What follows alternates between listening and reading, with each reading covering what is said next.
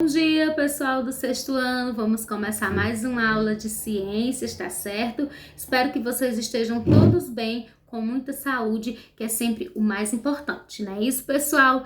Então, na nossa aula de hoje, nós vamos começar com a correção da atividade da semana passada, no caso, dia 10 de março, tá bom?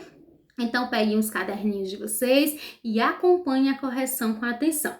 A primeira questão dizia assim: sublinhe a definição de cadeia alimentar. Você poderia sublinhar, passar um tracinho embaixo ou marcar a letra A ou letra B, tá bom?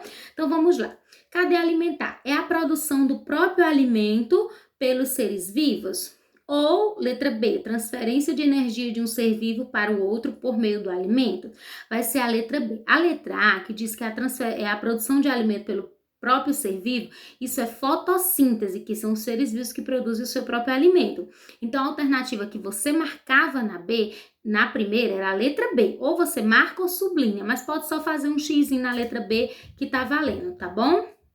A segunda, em uma cadeia alimentar, os produtores são os vegetais, os animais carnívoros, animais herbívoros ou animais onívoros. São os vegetais, viu, pessoal? Eu expliquei para vocês e repito mais uma vez. Numa cadeia alimentar, sempre os produtores são os vegetais, tá bom? Então, marca um xizinho onde tem o nome vegetais.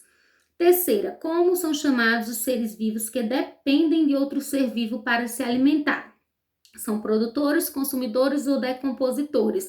São consumidores. Os indivíduos que dependem de outro para se alimentar são os consumidores, que eles podem ser herbívoros, quando se alimentam só de vegetais, carnívoros, quando se alimentam só de carne, e onívoros, quando se alimentam de carne e vegetais. E são consumidores primários, quando são os primeiros que se alimentam na cadeia, secundários, segundo a se alimentar, terciário, terceiro, quaternário, quarto e assim por diante, tá bom? Então, vocês marcam um xizinho na terceira questão, lá no nome consumidores.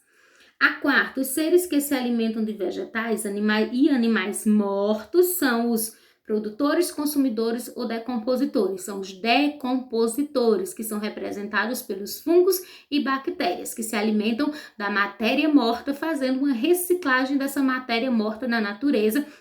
E eles estão presentes em toda a cadeia alimentar, no final da cadeia alimentar, tá certo? A quinta, observe este esquema de cadeia alimentar do que cada ser vivo se alimentou. Anote. Aí você tem planta, lagarta, sapo, serpente e gavião. Então ele quer que você diga do que cada um se alimentou. O gavião se alimentou da serpente. A serpente se alimentou do sapo. O sapo se alimentou da lagarta e a lagarta se alimentou da planta, tá certo? Então, pessoal, era isso a nossa correção da atividade. Nós vamos agora seguir a nossa aula falando sobre teia alimentar. A gente viu que a cadeia alimentar, ela serve para representar as interações alimentares dos seres vivos, ou seja, um serve de alimento para o outro. As teias alimentares, o que são? São basicamente a mesma coisa que cadeia alimentar. Só que é o seguinte, na natureza, pessoal, uma cadeia alimentar, muitas vezes ela não existe sozinha. Na natureza existem várias cadeias alimentares. E aí essas cadeias alimentares, elas podem se cruzar entre si. Ou seja, um ser vivo pode estar presente numa cadeia alimentar, depois estar presente na outra cadeia. Em uma cadeia alimentar, ele pode ser um consumidor primário, que é o primeiro que se alimenta de um herbívoro. Depois ele pode ser um consumidor secundário, que se alimenta de um animal carnívoro. Então, quando as cadeias alimentares se cruzam na natureza, elas formam as teias alimentares. Então, o que são teias alimentares? São cadeias alimentares que se cruzam e estão presentes na natureza. No livro de vocês, ó, pessoal, vocês têm essa bela imagem aqui, ó, tá certo? Essa imagem aqui de baixo, que tem um monte de animais, ó, vou colocar aqui a minha mão para mostrar para vocês. Essa imagem aqui de baixo, que tem um monte de animais, ela representa uma teia alimentar presente na natureza. Por exemplo, para vocês terem uma ideia, eu posso ter lá esse ambiente aqui é o Pantanal, o ecossistema Pantanal. No Pantanal, eu posso ter uma cadeia alimentar assim, ó, capim, cervo do Pantanal, onça pintada.